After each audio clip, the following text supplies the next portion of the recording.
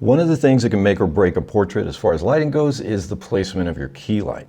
See, the key light is usually the most important light in your portrait lighting setup. Sometimes it's the only light that you'll be using for a portrait. And the placement of your key is really important for creating good portraits. And just to drive that point home, we're going to look at 4 reasons why your key light placement matters so much. All right, so just a quick note, when we're talking about a key light, we usually mean a light located away from the camera, not mounted to your camera. So this isn't about using on-camera flash, it's about using off-camera flash. That means remote flashes away from your camera and somewhere in your scene around your subject or around the background or somewhere in the environment. Also keep in mind that a key light source can really be anything. It can be a continuous light or it can be a flash. It doesn't really matter. And no matter what kind of a light you're using, you're probably going to want to modify your key light with an umbrella or a softbox or some type of diffusion material. All right, so here's a few reasons why the key light placement is so important.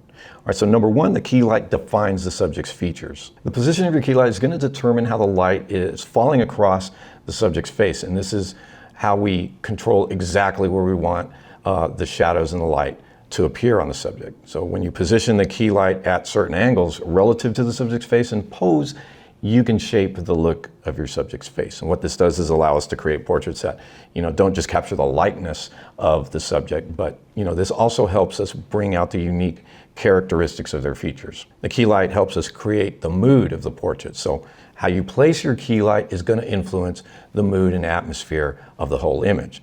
For example, if you place your key light at harder angles to the subject, you can create a sense of drama and mystery because it tends to create the kind of light and shadow patterns that we associate with that kind of feel. When you position the key light more in line with the subject, it illuminates more of the face from the camera's perspective, and this can make the subject look a little more friendly and natural as far as a portrait goes. Now, it's not just about placement or angle of the light, it's also about the kind of contrast that you're creating with your key light. And that also includes any fill light that's coming in, whether you're bringing it in or it's just bouncing off the walls or around different surfaces in the room naturally. This also has a lot to do with the mood of the image. So harsher, unmodified light can evoke a sense of boldness and intensity, whereas a nice big softbox or an umbrella usually creates a softer, more flattering light. And depending on the environment and the background and the position of your subject and light in relation to the background, the key light can also help light up the background, and this can also affect the mood and emotion of the portrait.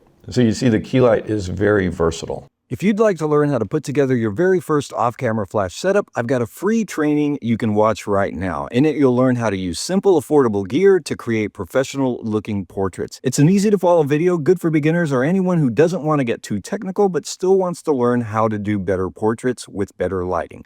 All you need is one flash and a few other items to start taking portraits like a pro. Again, this training's free. Just click the link in the description below to get started. Now, your key light can also offer a lot of solutions outdoors. So when we're shooting portraits outdoors or on location, sometimes we need a little help dealing with the environment and the weather conditions, sometimes the time of day. So basically, natural light can be a little unpredictable and hard to control. And this is where a key light can make all the difference. When you're using a key light for outdoor portrait sessions, you are going to have more control over the lighting, at least as far as your subject goes.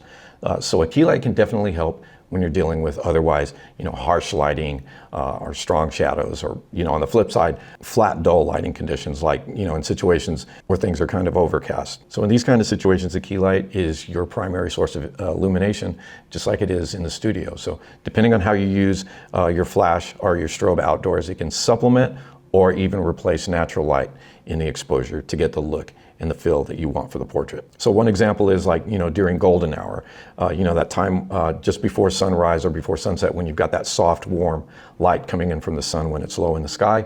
During this time, if you have your key light placed properly, it can add depth and dimension while filling in some of the shadows that are going to be cast by that low angle of the sunlight. And like I said, on overcast days, when the clouds act more like, a giant diffuser, a key light's going to help you add contrast and definition to your subject so that they don't just blend in with that muted flat light that, surrounds you. Finally, the key light offers consistency. So one of the challenges with portrait photography is that we want to make sure that we get consistently good results. And this has a lot to do with getting consistent lighting from shot to shot, even when you're shooting in different environments. So really knowing how to use and control your key light is a huge part of maintaining that consistency regardless of your location or the time of day or any challenging lighting conditions. Yeah, in the studio, we can control lighting conditions pretty easily. So when the key light is consistent across different setups and poses, you can pretty much guarantee that your images are going to maintain a nice cohesive look and feel. When you're shooting on location or outdoors, where natural light can be unpredictable, the key light is going to make things reliable and predictable as far as its effect on the subject, at least. So you can basically get consistent lighting for your subject no matter what else is going on with the environment. And what's really great about this is when you've dialed in this consistent lighting, you can streamline your workflow, meaning faster portrait sessions with nice consistent results, and your lighting is basically set. And you can always make some quick adjustments to get exactly the looks that you want. So yeah, the key light is really fundamental to your portrait lighting setup. It defines the look of your subject. It can really influence the mood and atmosphere of a portrait.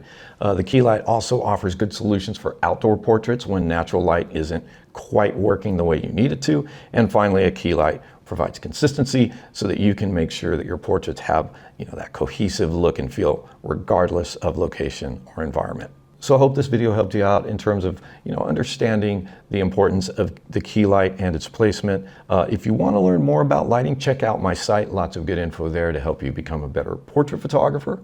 Make sure to subscribe, leave me a comment or question. That's about all I got for you today. I'll see you next time.